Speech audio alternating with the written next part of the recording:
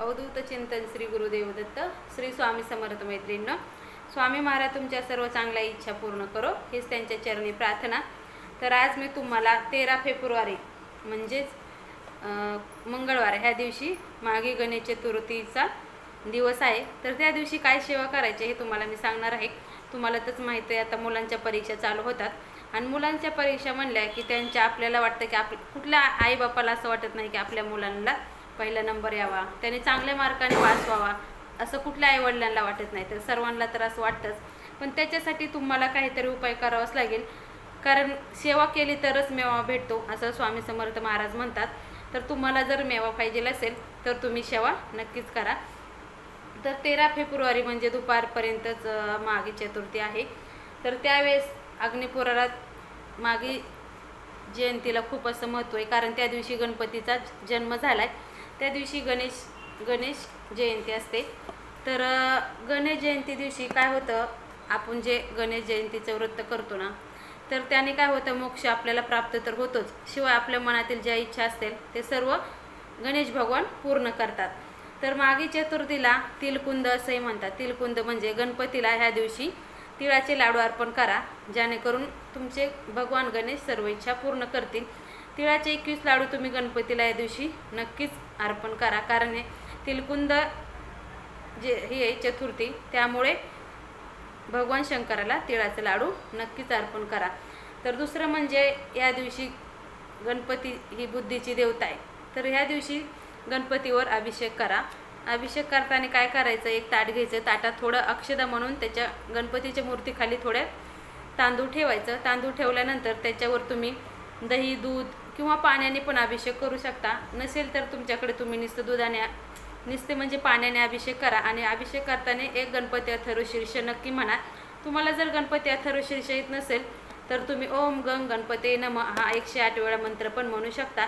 आणि हे अभिषेक केलेलं जे जल आहे का, ते तुमच्या मुलाला तुम्ही नक्की प्यायला द्या। त्याने काय होईल, तुमच्या मुलांच्या बुद्धीत, एखाद्या मुलांना कसं कितीही वाचलं तरी लक्षात राहत नाही, त्यावेळेस हा उपाय तुम्हाला नक्कीच कामाला येईल। तर दुसरा म्हणजे काय, तर दुसरा उपाय हा दुर्वा तर तुम्हाला माहितीच आहे, गणपतीला दुर्वा खूप प्रिय येतं। तर ज्या वस्तू गणपतीला प्रिय आहे त्या दिवशी तुम्ही हा गणपतीला नक्की अर्पण करायचा प्रयत्न करा। जास्वंदीचं फूल भेटले तर तुम्ही जास्वंदीचं फूल पण या दिवशी अर्पण करा।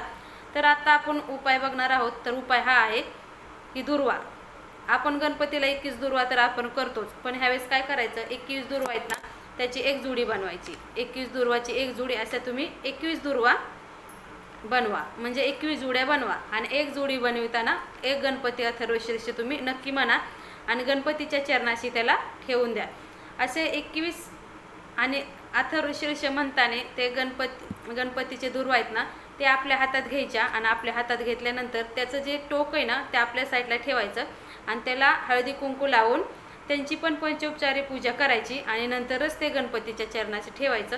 एवढं लक्षात ठेवा की त्याचं म्हणजे जे दुर्वाचं टोक आहे ते आपल्या साईडला आलं पाहिजे आणि दांडी ही ते गणपतीच्या दिशेने आली पाहिजे। असं 21 वेळा तुम्ही गणपती अथर्वशीर्ष म्हणा।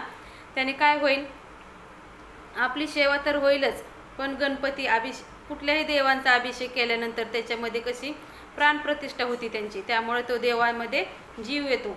तसंच आहे, तुम्ही 21 वेळा गणपती अथर्वशीर्ष म्हणा, गणपती तुमच्यावर नक्कीच पावतील। हे 21 वेळा म्हणल्यानंतर तुम्ही 21 जुड्या आहेत ना ते गणपतीच्या चरणाशी अर्पण करा। आणि संध्याकाळ झाली की त्या 21च्या 21 जुड्या उचलायच्या आणि बाहेर एखाद्या गणपती मंदिरात जाऊन तुम्ही ते बाहेरच्या गणपतीच्या मंदिरात गणपतीच्या चरणाशी ठेवून यायच्या। हा उपाय तुम्ही सकाळ आणि दुपार ह्या दोनच वेळेस करा। म्हणजे कसं, संध्याकाळच्या वेळेस तुम्हाला तर गणपतीच्या दर्शनाला बाहेर मंदिरात जायचं आहे आणि जाताना थोडी खडी साखर नक्की घेऊन जा, कारण काहीतरी गोड, नाहीतर तुम्हाला तर म्हणलंच आहे तिलकुंद आहे, तर तुम्ही तिळाचे लाडू पण गणपतीला घेऊन जाऊ शकता। तसेच मोदक पण तुम्ही ह्या दिवशी 21 मोदकांचा नैवेद्य अर्पण केला तरी जाईल, पण तुम्हाला गणपतीला ज्या ज्या वस्तू आवडतात तुम्ही त्या दिवशी नक्की त्यांना अर्पण करायचा प्रयत्न करा, कारण ह्या दिवशी वर्षातून एकदाच माघी जयंती येते। त्यामुळे आपल्या मनातील ज्या इच्छा असतील, आपल्याला संपत्ती संतती काही हवं असेल तर तुम्ही ह्या दिवशी ह्या सेवा करून गणपतीकडून नक्कीच वर हा प्राप्त करून घेऊ शकता।